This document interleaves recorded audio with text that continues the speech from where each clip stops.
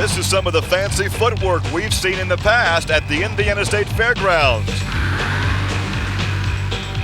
A little bootleg spin on the big end.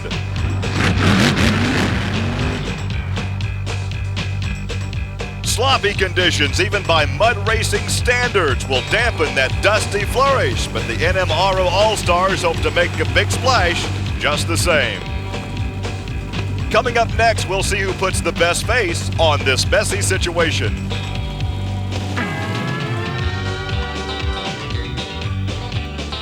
This is Trucks and Tractor Power, featuring the All-Stars of the four-wheel and off-road Jamboree Mud Racing Series.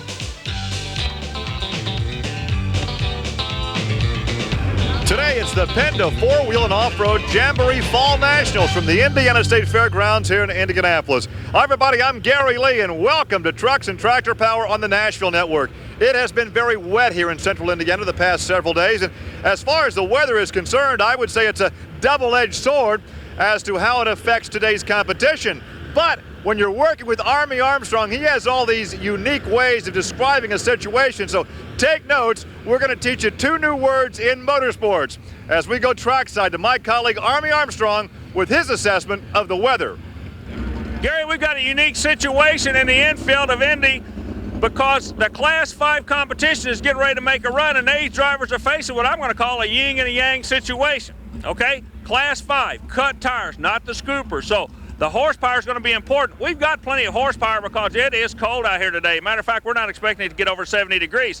That will make more horsepower for these engines naturally just because they're cooler. That's the yin. The yang is, it's been raining here for 2 or 3 days. It's literally a quagmire out there, and the drivers say there's nothing to get a hold of. It's going to be like skipping a rock when you were a kid playing in a pond. You've got to get on top of this track to make it work for you here today. If you don't get the horsepower to the water and stay on top, it's just not going to work for you. The yin is the horsepower's up. The yang is the bike's not on the track. Now we got to figure out who's going to figure out the yin-yang of this thing and go to the winner's circle. The first two are going to the line right now. Let's go see how it's going to happen. Back to you, Gary. There he is, your motorsports philosopher, Professor Army Armstrong. Well, very sloppy conditions, even for this sport. It rained very hard and very consistently yesterday. The infield has been a mess. They've been pumping out the water. The graders have been working. Well, mud soup track conditions. A track record for 180 feet, 2.82. That was Buddy Curley in the Snoot in 1992. We're ready now for our first pairing. Here is Tom Davis in the backyard Bogger, a CJ7 Jeep with a big 454 cubic inch Chevy engine. Ron Smith alongside Gold Fever, pretty car, 1948 Fiat with the big 496 blowing Rodeck. You know, Gary, there's always a war within a war. Well, Ron Smith is in kind of a battle with another vehicle, we'll bring it out later, to decide bragging rights on who has the fastest 1948 Fiat. We'll tell you about that a little bit later, but right now, whoa, look at this. Ron lays down a shot. A cannon shot. Look at this. A new track record for cut tire competition here in Indianapolis. 2.79. Tom Davis a 4.86. Well, that makes Smith not only the fastest Fiat, but like you say, he's on the point of this thing with the 279. Gary, that could be unbeatable, and it came right off the bat. If there's such thing as a perfect run, that was awfully close to it. He stayed on top, just like I said, he was skipping that rock. Well, as we look again, indeed, unusual to be that fast this early in the competition. Here's Army with Ron. Ron, on a day when everybody said it wasn't going to work, you put it together with a number of 279. That's the quickest ever run at this track. Well, the KCD car hooks up real good in mud. It's made to run in mud, and the outerwear pre-filter kept the mud out, and we just hauled as fast as we could go. It's awful wet out there. We hope it holds. Well, here comes a good test. Two previous winners, the Mud Patrol and S-Kicker. Jeremy Finley in the S-Kicker, Tom Meents in the Mud Patrol. Both have won here at Indy. That was a good mud race there. Look at that for Tom Meents at 2.936. However, Finley was quicker. Finley's time was a 2.930 in the S-Kicker. He was the Class 6 event winner here back in 1991. Let's take a look again. And once again, Meents gets out first, but the competition is against the clock, not against each other. Here is Jeremy Finley. Hey, Gary, this guy's got to have more guts than Dick Tracy. He's the first one to make a run through here today without a top on the vehicle. Does that affect you anymore being out in the open? Because you know you're going to get muddy. The way the water's spraying, even if you're in an enclosed car, you can't hardly see going through there. 'Cause the first thing it does is cover you up. So you made the run basically not being able to see where you're going? Yeah, pretty much. You can sort of see, but it's fuzzy. I guess in motorsports they call that blind luck. We're coming back. Stay with us.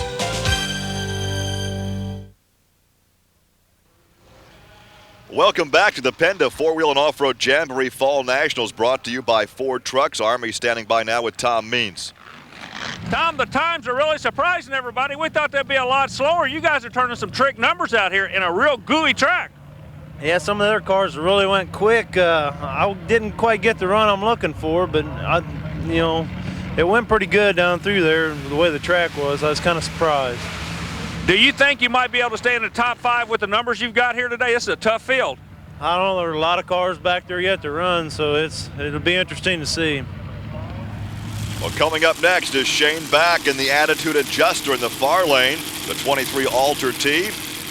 There's Shane out of Jeffersonville, Kentucky, and he pulls alongside Tom Martin in another Mud Patrol entry, a 32 Chevy Coupe. I'll tell you what, this sport is getting a lot of popularity, and these two guys are starting to develop a following back out of the Bluegrass State. Martin, he's from up in the north, but they run each other all over the country. They're trying to go after a 279 on what was called a moment ago a fuzzy track. Let's see. Martin goes out first, gets a little bit hooked up. Hang on. Where's Back? Okay. Oh, hold your breath on that one.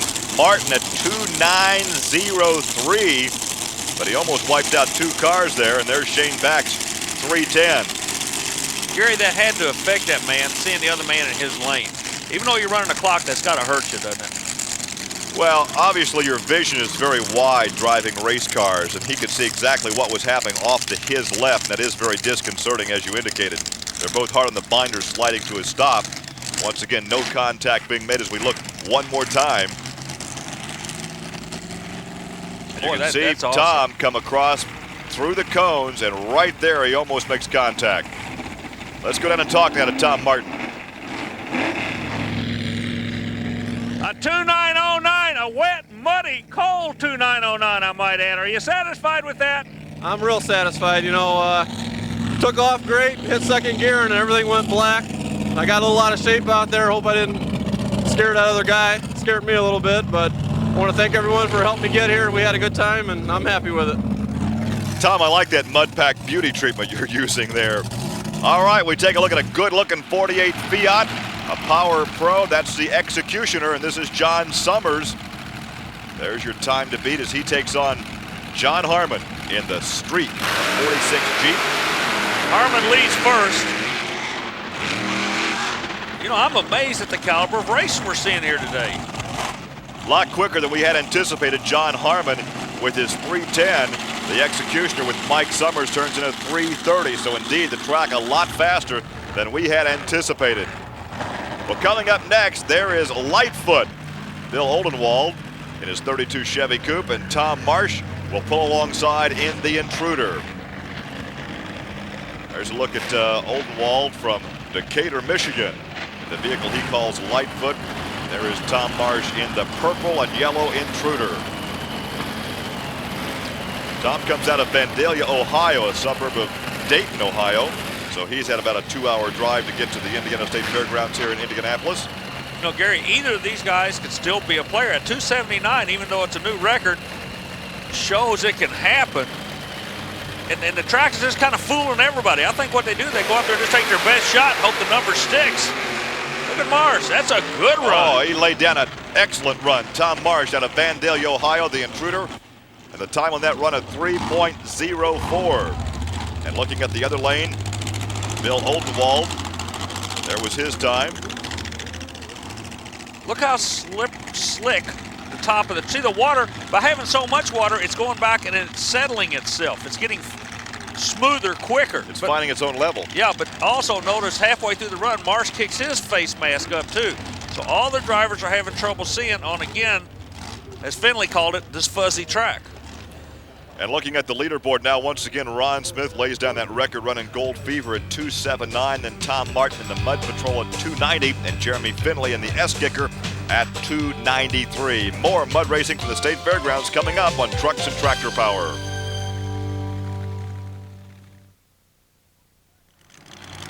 Welcome back to Indy. Here's Army with more on those sloppy conditions. Hey, Gary, when we started the show, we said there's a yin and a yang. The yin being the horsepower, the yang being the track conditions. There's going to be a thump, too. Look what they're trying to look through, Gary. There's so much mud and soup out there. The guys are saying they're not seeing the last 2/3 of the track. They're just driving by feel. Back to you, Gary. Here's a look at what we're talking about. We mentioned earlier the mud mask beauty treatment. Look at this. And that comes as a result of runs like these from earlier in the competition. This is Mike Hickerson in Mind Games. He has to get that visor up so he can see to bang off the wall. That was a 4.98. Henry Mattingly up in the Magnum Force.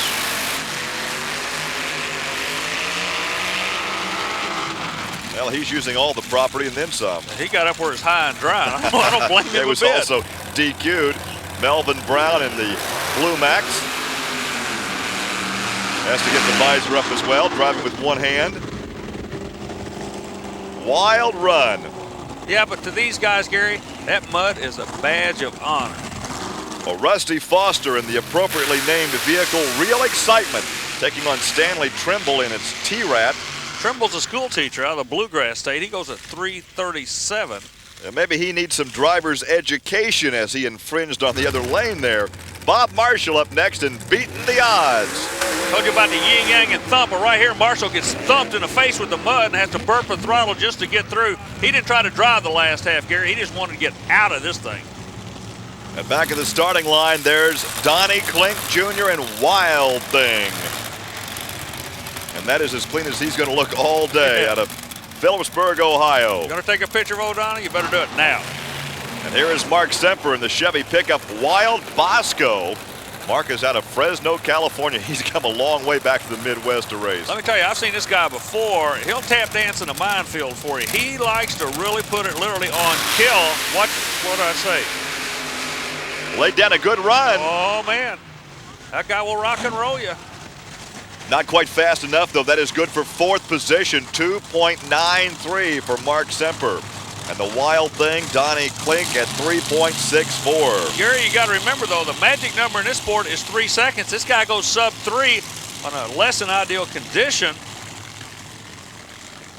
Yeah, you'd think that'd be quick enough to put him in the top 3, but right now that's good enough for fourth position. So let's go down trackside and visit with Mark Semper. You got a 2.932. I understand that puts you in the number 4 spot. You got to be tickled to death with that. Oh yeah, after everything that's happened this weekend, I'm happy just to be in somewhere in the top 10 with this many good competitors. All right, let's talk about these competitors. You guys in California, you get to come over here and run with these guys. Is this the kind of competition you thought would be? And if so, you're definitely a player with them. You can run with these guys. Oh yeah, we're hoping to be competitive with the cars back east. They're supposed to be really fast, in which they are. It's just nice to see this many good competitors all assembled at the same time for one of these TNN shows. I really enjoy it. Back at the starting line now, we take a look at Dan Fuchs in Turtles Toy, a 72 Chevy with a big Alki injected Chevy power plant. Gary, there's another one of those 48 Fiats we were talking about. Kimball Schaus in Pony Express in the far lane. That's a racy looking little car, the way the body, the Snoopy nose on it. Got a fuzzy track and a car with the Snoopy nose. Yeah, a member of the 2 Second Club. He can lay one down right here, but now power comes in late. He did not get a good hole shot. Had some trouble getting it stopped. We got a good view of the guy he's racing because he's looking right at him. That's not the view you want, though. Dan at a 3.22. That is a weird looking creation. And there is the 4.84 for that Fiat. Very slow start, but then he cranked it on about mid-track. 484 with the slide job. Gary Mink, bad to the bone, a 54 Willys pickup truck. And his competition, there's a look at the Fresno, California native. His competition will be represented by Mike Yosha in Extremely Hyperactive. And Mike, of course, is right here in his hometown. Now, Mike's about 2 blocks from home. Mink comes all the way from Fresno, one of the 2 Fresno Flyers here today. And I tell you what, these California guys like this type of atmosphere because it's very similar to even though they're about 500 feet in the air, with this much moisture, it's like being at sea level for them, and they can make the horsepower. That was a good race. Couple of good runs right there. Let's check the times. Once again, we'll take a record. Oh, good run, but 2:99 will not get him in the top 4. And Mike Yoshi at 3:16. Quick runs, but still, it's amazing how fast these guys have gone today. Once again, Ron Smith in gold fever with a new record here for the State Fairgrounds at 2:79. Tom Martin is second, and Jeremy Finley is third. So Ron Smith goes out first, lays down a track record for the State Fairgrounds, and he's trackside with Army Armstrong. Ron, we're getting pretty well into this class. Now, you're still the man sitting out there on top of this thing, but is there anybody behind you or anybody left that can still hammer the coffin on you? There's at least 2 or 3 more cars out there that could jump up there and fly just as fast as I did.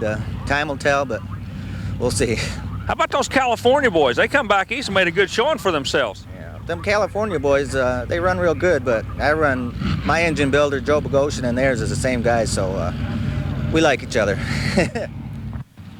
Well, here's one of those guys that can jump up and fly. This is Jeff Ballard, driver of the Port Brothers Express, up from near Army's neck of the woods in Mount Sterling, Kentucky. And another guy that could do it is Jim McConville, the cat in the hat. Jim won the Class 6 competition here back in 1992. They're coming up next. Stay with us.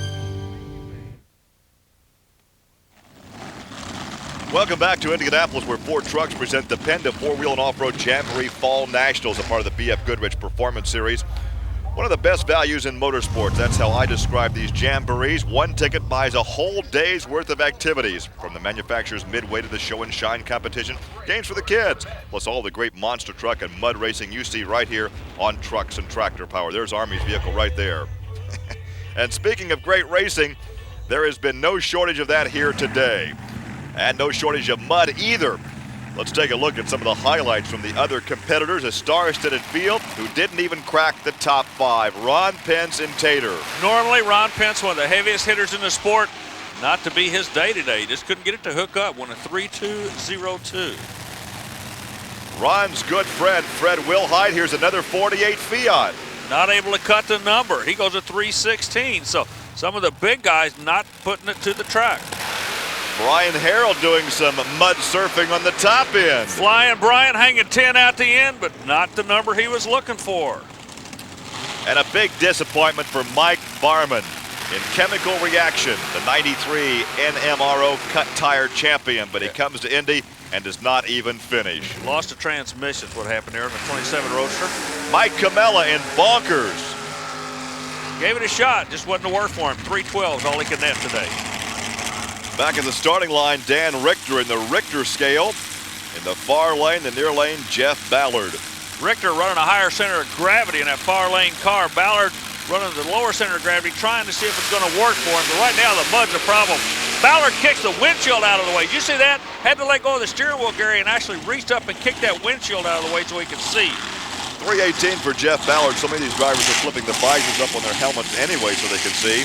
And there's the 352 for Dan Richter in the Richter scale. Well, Ron Smith looks on. He's still number 1 with a thumbs up, and he takes a look at Jim McConville. He's a former class winner here out of Grandview, Missouri. Mr. Four-Wheeler, Jim McConville, who always has that blue hat on him. He's not wearing a racing helmet. He's the guy that brought a supercharged engine into the sport a few years ago and literally revolutionized the sport. This man knows McConville could get him. Ron Smith and Tom Martin, first and second, looking on.